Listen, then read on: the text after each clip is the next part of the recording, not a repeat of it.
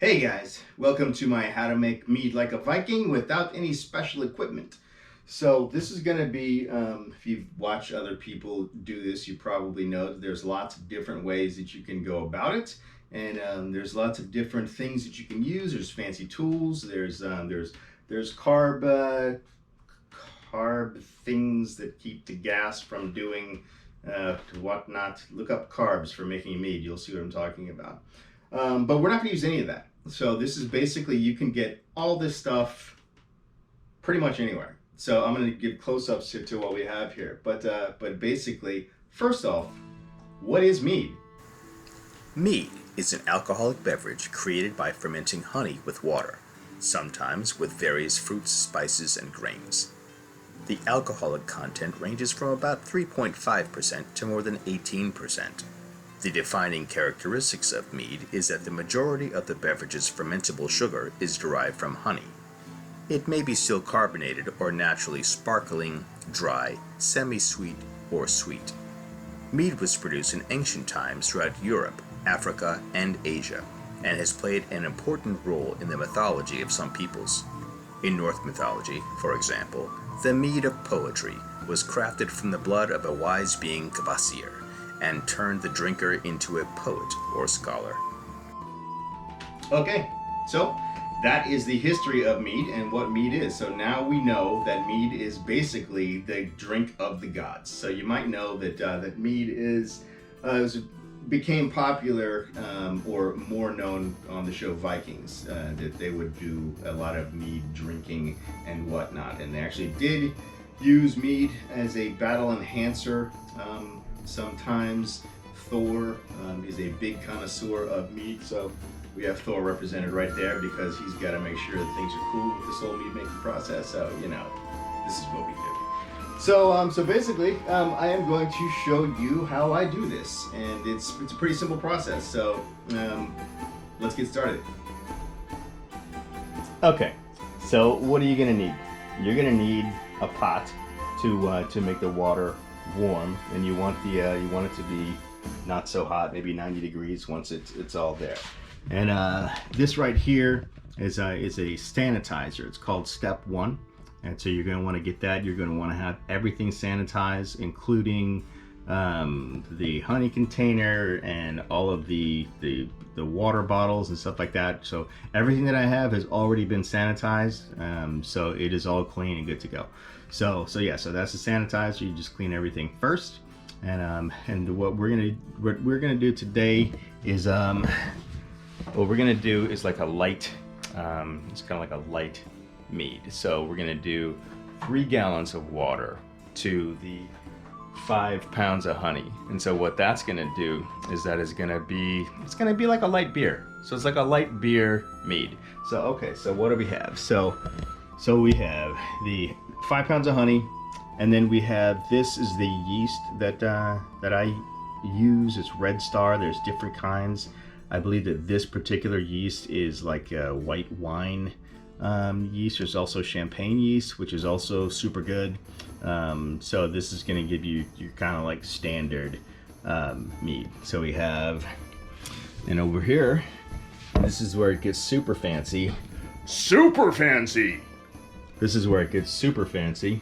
And so the balloons is what we're going to end up using as the carb, so to speak, is where the gas that's going to be coming out of the water bottles when it's mead is going to be coming out of there, and it's got to have somewhere to go. So the balloons are going to be what that is for. You poke a couple of holes in the balloons, and it's going to let the degassing of the yeast and all that happen. So that is what that little pin is for right there on the balloon. That little pin is to poke a hole, or 4 or 5, in the balloon. And you'll see me do all this. So anyway, so that's it. Those are the ingredients, man. That's it. It's honey, water, yeast. That's it. That's what mead is. So you can do this. It's so super simple. And then you go, wow, I've done something really cool. Like once you get it all out there. So, and it's done. And it's like in your fridge and it lasts forever and it's super good for you. And so, okay, wait. before we get started, first thing you're gonna have to do right now is subscribe to the channel, click like on the video, and ring the bell. That's it. Okay, now. So basically, this is gonna be 3 gallons. So we're gonna put in, this is about 2 gallons. So I'm gonna put in like 1.5 gallons of water, and then the honey, and that is that's how we're gonna start.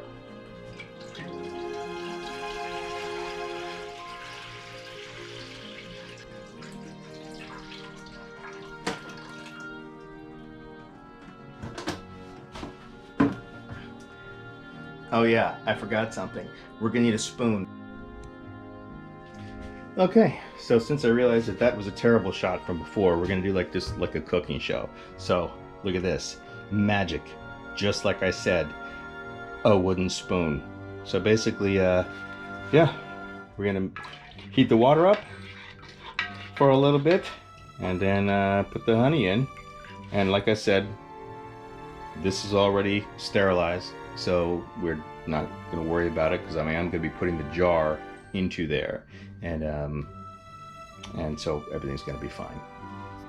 Okay, so it turns out, since I haven't ever done a cooking show before, I didn't really set this up exactly the way that I should have from the very beginning. So, if you will notice, there is another thing that's on this table that was not on the table before, that I should have said that you were gonna need. Now, one of the things was the spoon. It's right there. So now the spoon is there to stir the mead, okay? There's something else on the table that wasn't there in the beginning. So comment what it is, pause the video, comment what it is, and see if you're right. Go ahead. Go ahead, do it. Okay, we're back. So, god damn it. Okay. So that was that. I can't use that. All right. So this is what this place looks like with no power. Crazy. All right. So power went out because I don't normally cook in here. I had put too many things on the power strip for this hot plate. So before you do a video about cooking things, make sure that you test out the electricity first. All right, cool. So we got a good temperature on the water right now, so we're gonna go ahead and pour the honey in. And now, some people, if you've watched other videos of this, some people will do like a small batch of honey, like just a little small thing, and then put the yeast in there, and to kind of get like the yeast going before they add more water. I don't think it really matters, but it doesn't. Do it however you like. I mean, if you want to do it like that, but this is basically the easy way to do this. And yes, this is all sterilized, and my hands are clean, and everything is clean. So this is just getting all of the honey from the jar. Don't want to waste any of this because honey is not cheap.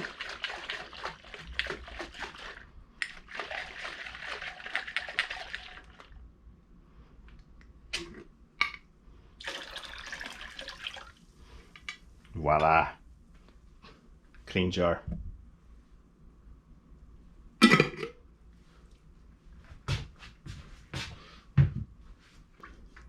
Okay, so you're gonna just want to stir until you get that honey all mixed into the water, and then see what you'll notice is that we're gonna end up with like empty water bottles that you're gonna fill right back up for the mead. Now I happen to have a couple of extra ones because it doesn't quite work out on the transfer, because you end up with a little bit more water than you had bottles because of the honey, because of the 5 pounds of honey.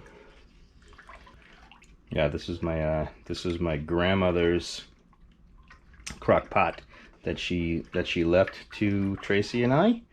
So this has been in the family for a long time. Or Dutch oven, excuse me, Dutch oven, not crock pot. You can go ahead and fill that pot up a little more with your other bottle. so that's about 2 gallons right there. So we're gonna make a 3-gallon batch, like for the light beer type stuff. So you could make this with just 2 gallons of water, and so that you end up with 2 gallons, so like 1.5 gallons of water and the 5 pounds of honey, and that would actually be a little bit stronger. So it'd be more like a brandy kind of thing. But you know, that's for like the parties and stuff like that. But you know, I just like to have like a light beer every once in a while, so that's why I kind of diluted a little more with another gallon of water. All right, so we have the honey water mixture pretty warm right now. So now is when I'm going to put all of this yeast into that first pot. And some people do it different. Some people put like, you know, 2 packets per gallon and then put the honey in and mix it up like that. It doesn't really matter. Some people will tell you that it matters, and I might get some blowback for saying that, but it really doesn't.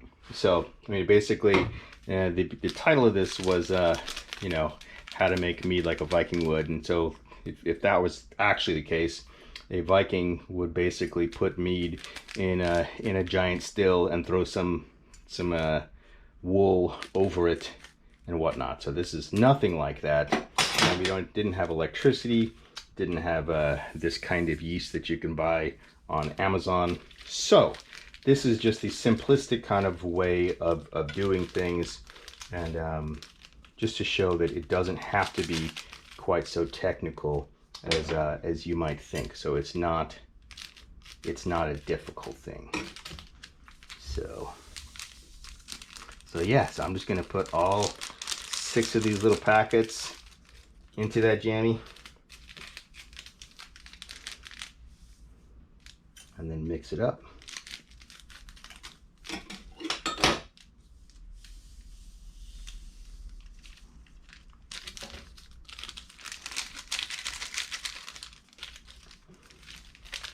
See, if you were in here, you would smell that it starts to smell like bread, because that's what yeast does. It smells like bread.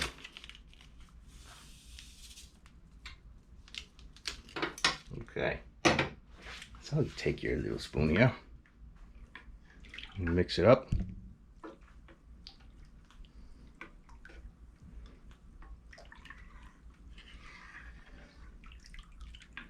So this 2 gallons right here, now if I had a bigger pot, I would have done it all in one big batch and done 3 gallons, and that would have just been it. But this is as big of a pot as I have, so I have to heat up the last gallon of water separately. So I'll show you how to keep this all even, is by basically you just fill up those other gallons equally. And that is how you do that. So as this is being warm, and with me kind of mixing it up, the yeast is coming alive and starting to, well, I mean, it's already alive, but it's starting to eat the honey. And that is what makes alcohol, is when yeast eats sugar, you get alcohol. So that's all alcohol is it's yeast stuff, if you will. So yeah.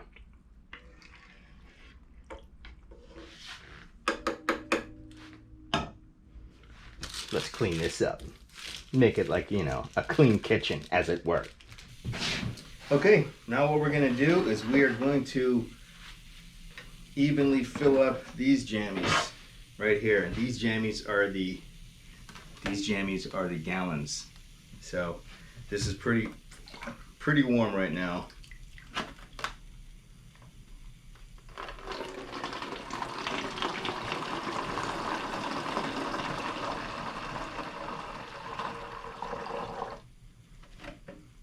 And what I'll do, just to make sure that the honey mead yeast mixture is all the same, is I'll just like do this per bottle, like 1, 2, 3, 1, 2, 3, just like that.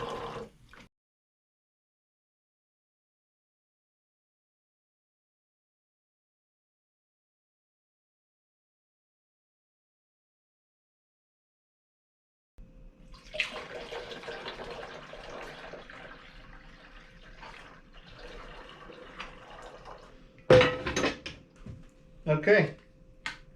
So then you just warm this up just to keep it warm. And then fill the rest of those bottles up.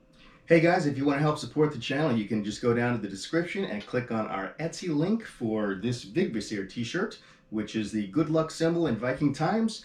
Good luck through all weather travels, no matter the weather. And I screen print these myself, and I'll send you a signed postcard from Preacher 6. So please help support the channel and independent film in the link below. I'd say this water is warm enough, so we're just going to go ahead and fill up the rest of these gallons. And since there's really no mead or no honey in there anymore, it doesn't matter which order you do these.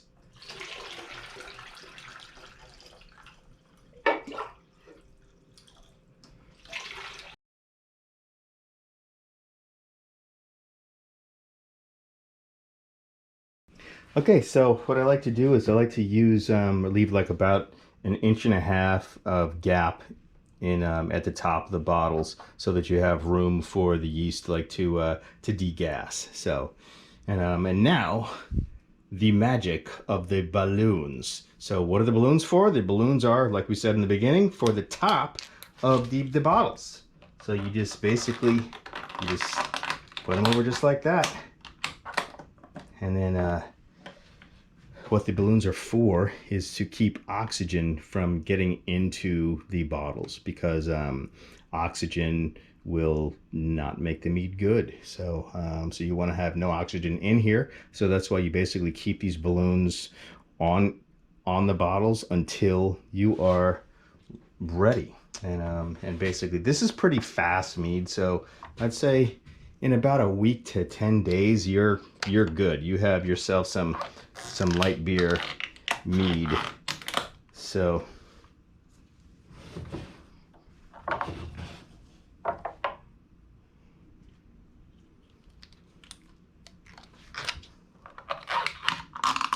oops.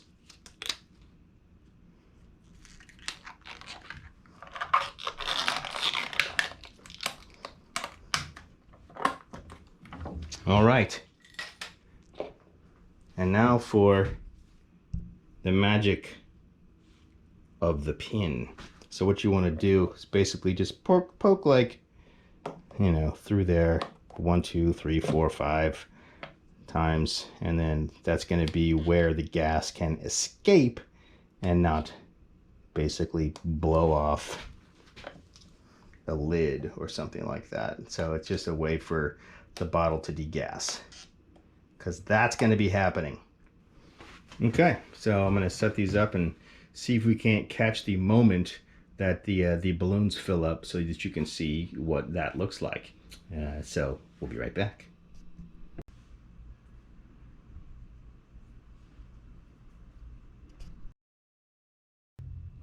Okay, so that is how the balloons fill up. So you'll notice right down here all this foam and whatnot. So that is the yeast on top of here, and yeah. So look at that, the balloons filled up. So that is just basically degassing, and that will be doing that for the next, I would say, week, 10 days. Hey guys, thank you so much for watching how to make mead like a Viking without expensive gear. So there's one thing that I forgot to tell you, that you're going to probably want to have just a few of these little guys right here, the coffee filters. And what that's going to be for is this is going to continue to degas. Like, this is going to keep the pressure in there for as long as it's going. So which means that it is little bits of like honey water into the air, just like little tiny bits, and then over a week and a half, lots of little tiny bits of honey water is going to get into the air and potentially get like things sticky. So what I do is I just put coffee filter right over the balloons, and that'll keep things from getting sticky. So, and then what you can do, like once a day, I'll go and just kind of like turn them. So I'll show you. So I put my hand on the balloon like that, so you got them covered, and then I'll just like flip it upside down, and then flip it back upside down, like back right side up.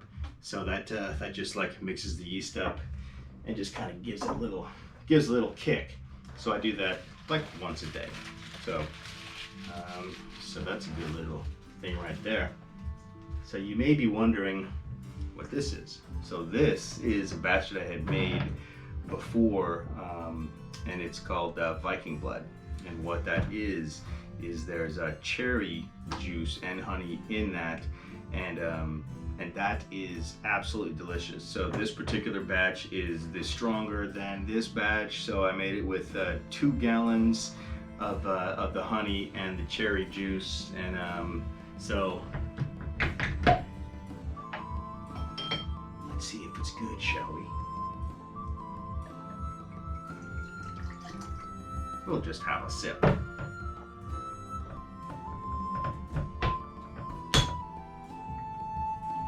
Skull.